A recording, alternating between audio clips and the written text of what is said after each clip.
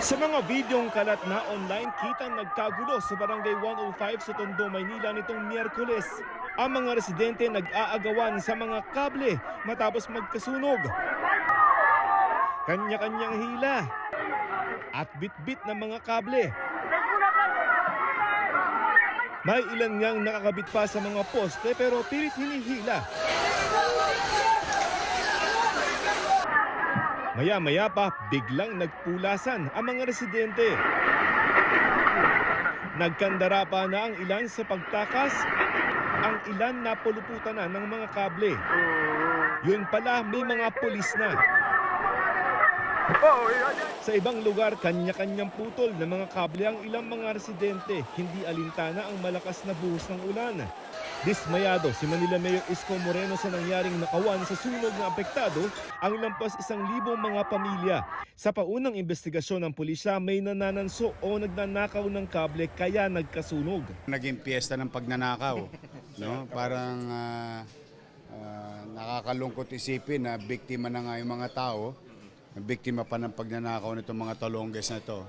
Kagabi, 2 sospek sa pagnanakaw ang nahuli ng Manila Police District at iniharap kay Moreno.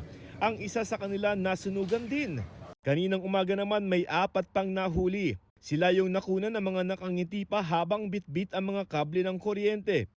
Pero katulad ng 2 nahuli kagabi, sila ay ngayon nahaharap sa reklamong paglabag sa Anti-Electric Pilferage Law o Republic Act 7832 na may parusang reklusyon temporal o mula 12 hanggang 20 taong kulong o multang 50,000 hanggang 100,000 piso o pareho. Babala ni Manila Mayor Isko Moreno, hahabulin pa nila yung iba na mga nagnakaw ng kable ng kuryente.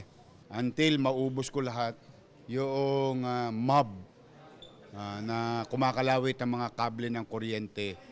So from last night 2, now 4, so more to go. I hope that Meralco for that matter will pursue this case so that will teach the lesson to everyone na in ganitong chaotic situation.